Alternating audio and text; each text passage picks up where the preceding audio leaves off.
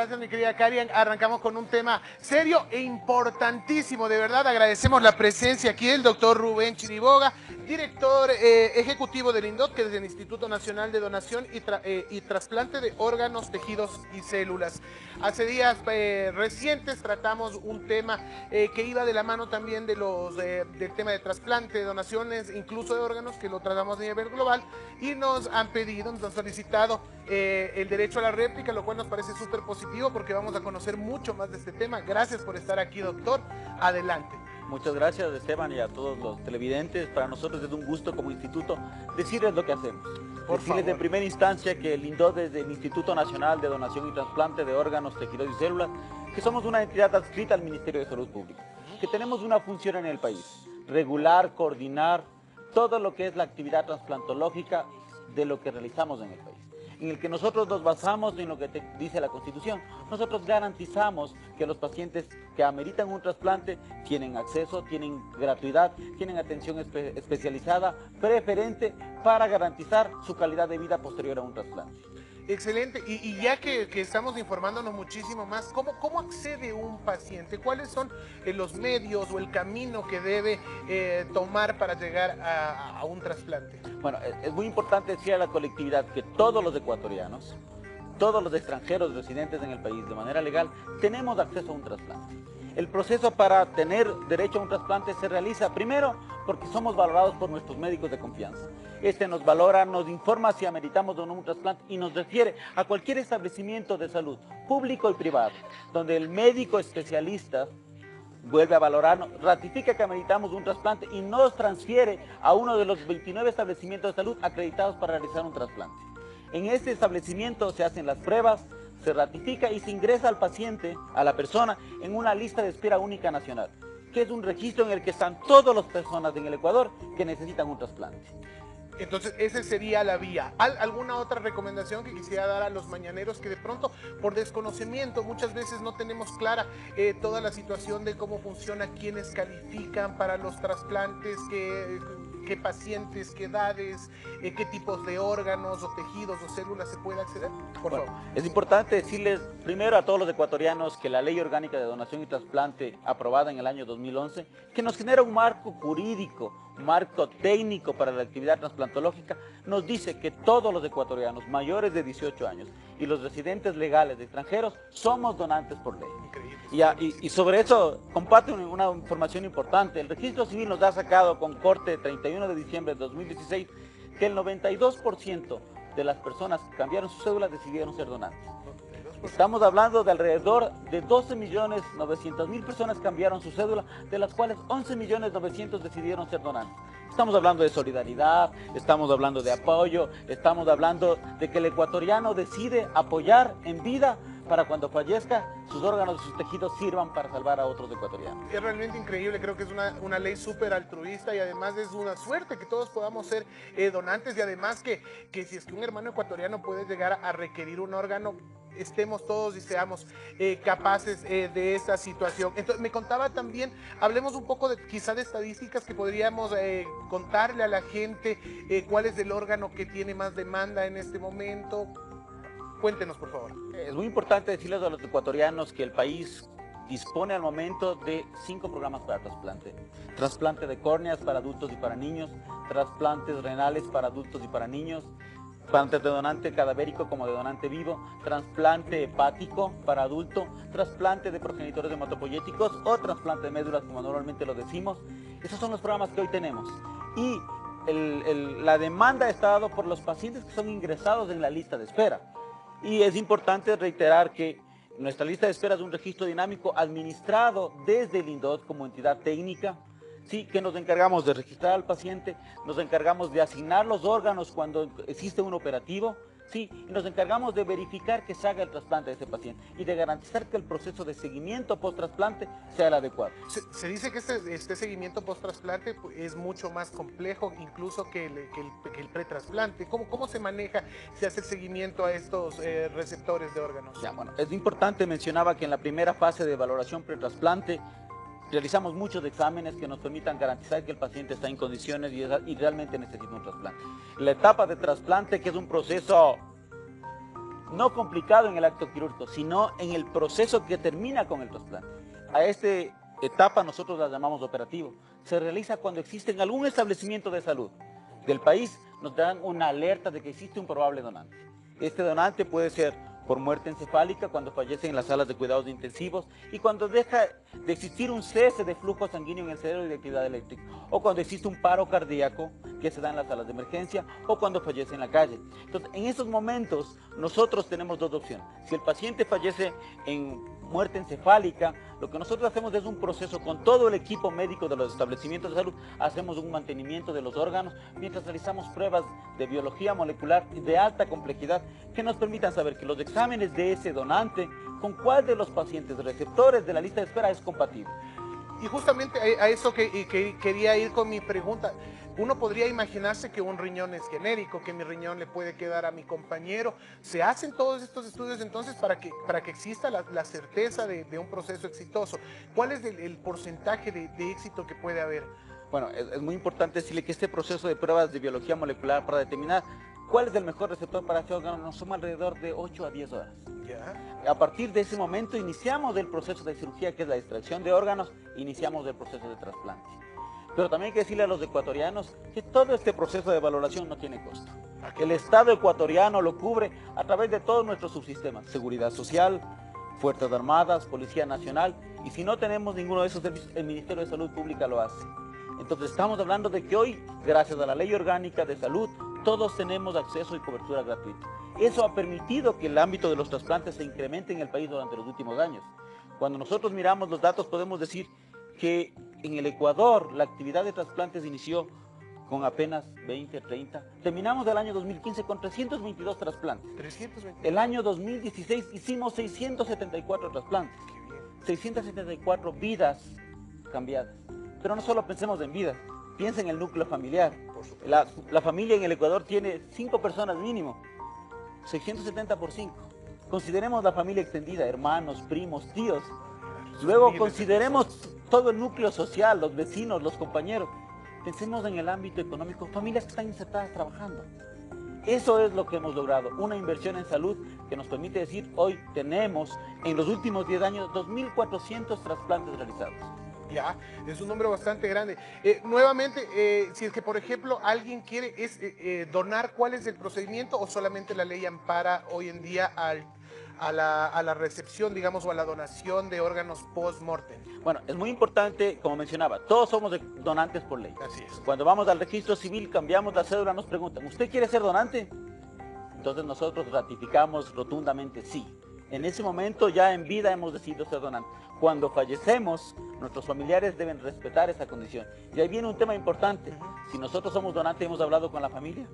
La familia ha decidido respetar esa última voluntad nuestra para que seamos donantes. Creo que sí lo hemos conversado, Sí. ¿no? Eso es súper esencial. Es esencial. ¿Y qué pasa en el caso, por ejemplo, que yo tengo que donarle a mi padre o de hermano a hermano? Ya. Es muy importante determinar que tenemos dos tipos de donación. La donación cadavérica, que es la que hemos mencionado, pero también tenemos la donación en vida. La donación en vida tiene una característica esencial. Solo se realiza de familiares de hasta 4º grado de consanguinidad: padres, hijos, hermanos, primos, esposa. Ya. En este proceso se realiza de la misma manera. El donante se realiza todas las pruebas médicas, de salud mental, físicas, de biología molecular, que determinan que después de la extracción de ese órgano uno no va a tener ningún problema. Porque si evidenciamos que se genera un inconveniente, no es apto para ser donante. De esta manera garantizamos que el resultado va a ser exitoso. O sea, el examen es completo tanto a donante como al receptor. En el caso del receptor es igual, hacemos la misma valoración y verificamos si existe la compatibilidad. De no existir, no se autoriza el proceso. Realmente increíble, realmente increíble. Algo que también la gente se preguntará entonces es dirigirse a cualquiera de estas instituciones, como decía usted. ¿Se puede acudir al Ministerio de Salud directamente o al INDOT o qué sé yo, al Hospital Eugenio Espejo, que se me ocurre ahora, en caso de ser afiliado al IES de la Checam? ¿A dónde tendría que dirigirse directamente? Es muy importante decirles, todos donde en el lugar que nosotros estamos tenemos un centro de salud, sea del Seguro Social, sea de Fuerzas Armadas, sea del Ministerio de Salud. Ahí nos van a hacer nuestra primera valoración.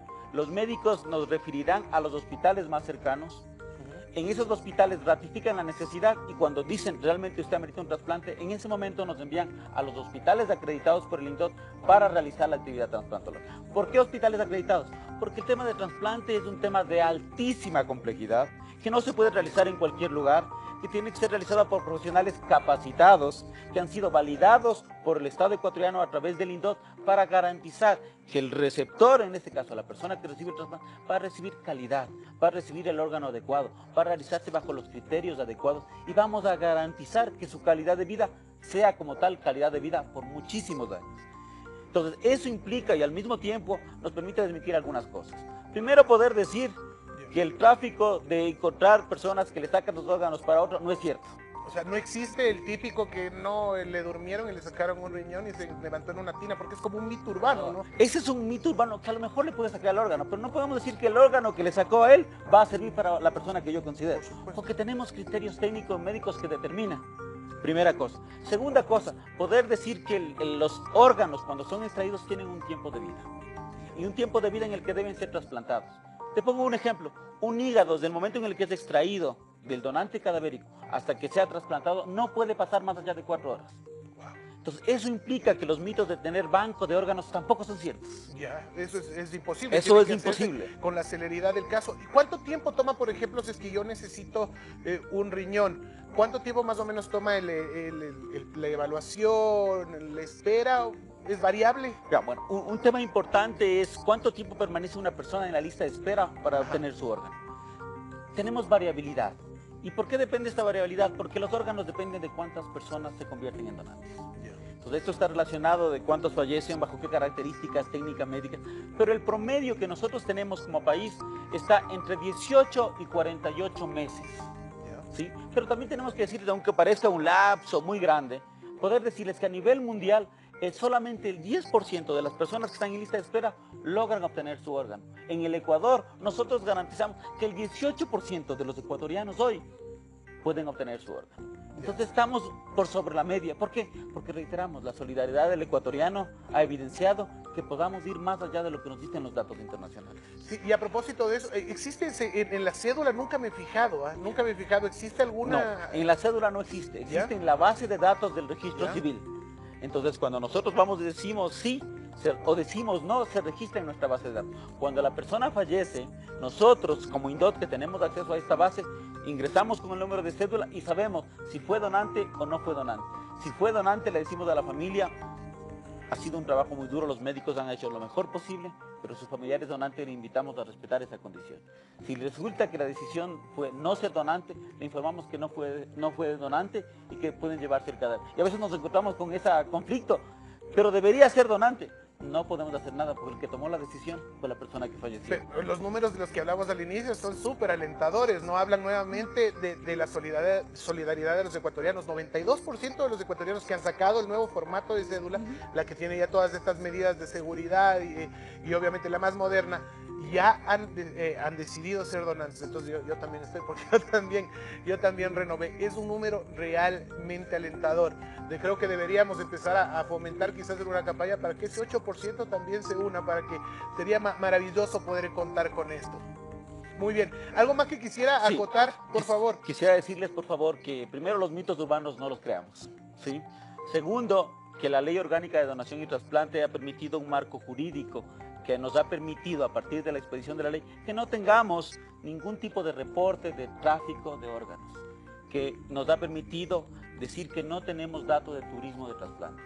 Entonces, ¿por qué? Porque esto está penado en la Ley Orgánica de Donación, está penado en el Código Integral vigente, ¿sí? Y está penado en la Constitución. Entonces, tenemos todo un marco jurídico que nos permite hoy saber que ese tipo de prácticas, que a lo mejor se den en otros lugares, en el país no han sido reportadas. Y eso nos garantiza a los ecuatorianos que sí podemos obtener un órgano. Y un tema esencial es volver a decir, el tráfico y el turismo se da cuando las personas no tienen acceso. Y en el Ecuador, al tener gratuidad, al tener acceso, al tener confidencialidad, al tener equidad, nosotros hemos disminuido porque todos tenemos derecho.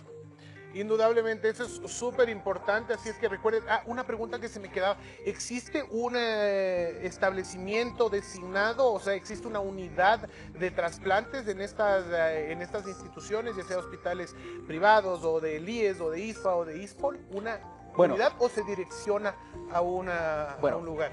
Es muy importante decir que la actividad trasplantológica se encuentra ubicada dentro de los servicios hospitalarios. Por ejemplo, el tema de trasplante renal se encuentra ubicado dentro del servicio de nefrología, pero el servicio de nefrología tiene su clínica de trasplantes. El servicio de gastroenterología tiene el servicio de trasplante hepático. Y decirles a los ecuatorianos, nosotros tenemos programas de trasplante en el Eugenio Espejo, en el Carlos Andrade Marín, tenemos el tema de trasplante en el Hospital Militar, tenemos hospitales privados como el Luis Bernaza en Guayaquil, el Hospital Teodoro Maldonado en Guayaquil, el Hospital José Carrasco Arteaga en Cuenca. Y tenemos 22 establecimientos privados que nos ayudan con el tema de trasplantes de córnea. Decirles, hoy tenemos, el Estado nos ha permitido tener en los lugares de mayor capacidad resolutiva la opción de hacer los trasplantes.